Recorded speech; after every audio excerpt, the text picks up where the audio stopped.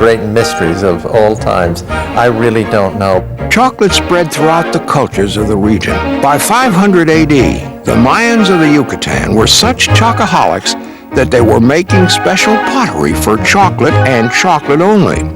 This is the hieroglyph for chocolate right here. On all these chocolate vases, it reads phonetically cacao, which is cacao or chocolate. Chocolate was put in a vase because it was actually a drink. Ancient Americans mixed ground chocolate with water, and it was often served spicy instead of sweet, flavored with chili peppers. And it was so precious that only kings and nobles were allowed to drink it.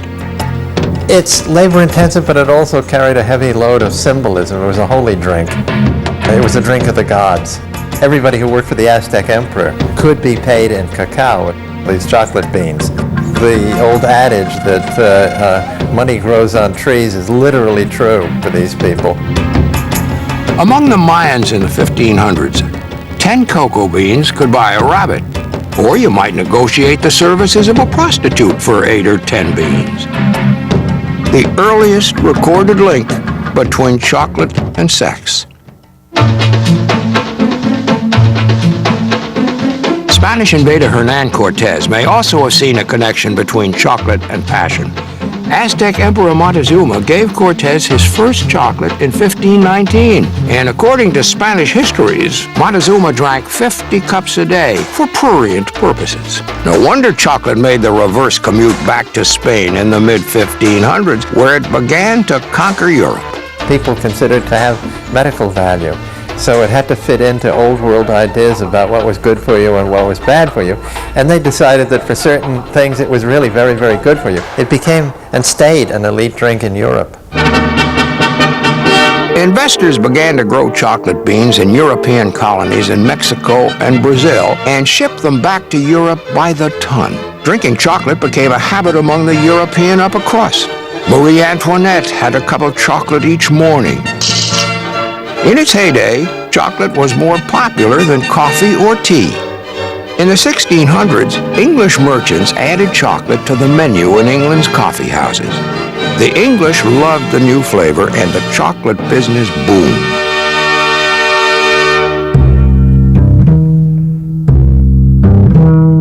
But chocolate was still expensive. Unscrupulous confectioners did offer cheaper chocolate, but they were soon found to be lowering prices by mixing potato starch, veal fat, or even ground brick dust into their product. Clearly, it was going to take a revolution to bring chocolate to the masses. An American revolution. The Europeans' philosophy about chocolate is quite different from the American philosophy. From the point of view of flavor, from the point of view of quality and the point of view of pricing. The Americans make chocolate affordable. Dr. James Baker opened the first American chocolate factory in Massachusetts in 1765. In 1852, immigrant Domingo Girardelli opened his factory in San Francisco. And a few years after that, the boy was born who would change chocolate forever. When Milton Hershey was a child, and he was born in 1857, the only chocolate that would have been available to him would have been kind of coarse, sweet chocolate, not very, would have been really gritty in your mouth. It would have been very inexpensive. It would have been sold in large slabs, and then individual shopkeepers would have broken off pieces. When Milton Hershey was 2 years old, a British chocolate maker figured out how to separate cocoa powder from cocoa butter and then recombine them into a chewable bar. In short order, Swiss chocolate makers hit on the method for mixing chocolate and evaporated milk and invented the technique known as conching, crushing and recrushing the chocolate till it was silky smooth. In 1893, Milton Hershey was 36 years old and already running a successful caramel-making business in Lancaster, Pennsylvania. That year, he came face to face with a new chocolate bar-making technology at the Columbian Exposition in Chicago. He's fascinated by chocolate, so he buys the equipment at the end of the exposition and brings it back to Lancaster. In 1900, Hershey sold his caramel business. That same year, he came out with the first Hershey's milk chocolate bar. In Hershey's factory, the elite sweet had at last felt the democratizing touch of American industry. His whole caramel business was based on selling a lot of a product at a small profit margin. So you have to sell a lot of it. He's often been called the Henry Ford of the chocolate industry. He had his own huge herds of cows to produce milk.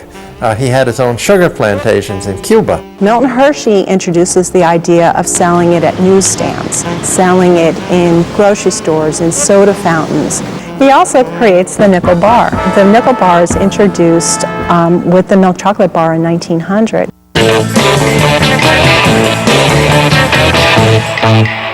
In 1901, Hershey sold more than $600,000 worth of chocolate nickel by nickel. By 1903, he was breaking ground for the House the Chocolate built, an immense new factory complex in central Pennsylvania.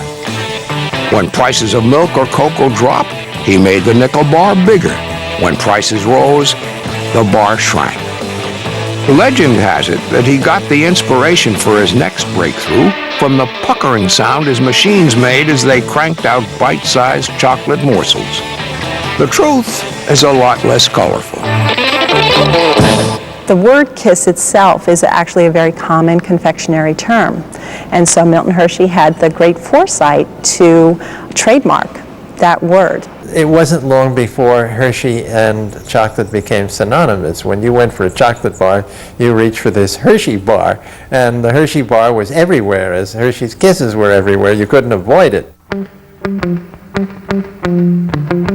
Hershey's success reinvented American candy. A cloak of affordable chocolate began to drape every possible candy bar. The Baby Ruth bar in 1917, the O. Henry bar in 1920.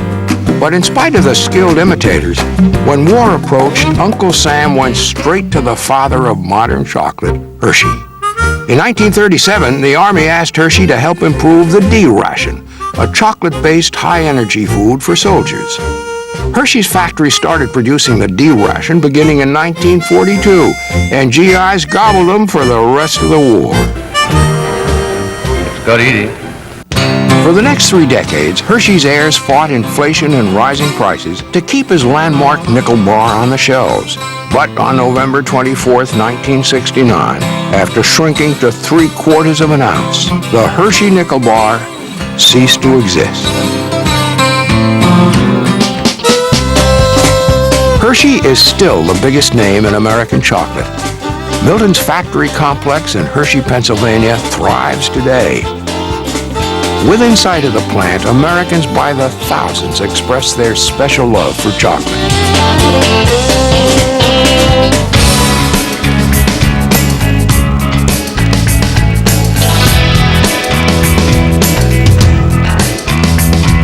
Today, chocolate is as affordable and ubiquitous as bread or milk.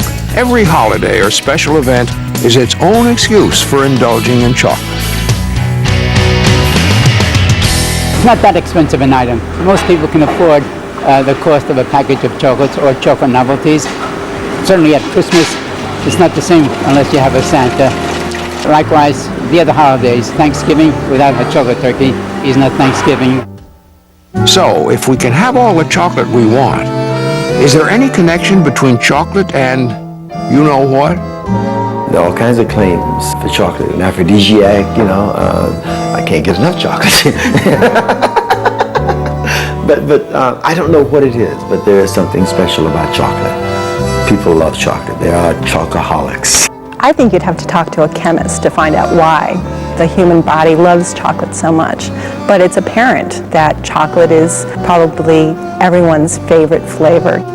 Chocolate probably has more than 200 chemical substances in it, which is why it's never been, ever, synthesized by anybody, thank God.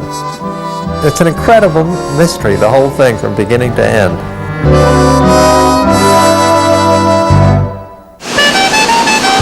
Coming up, how a gourmet chef climbed into a can and conquered America.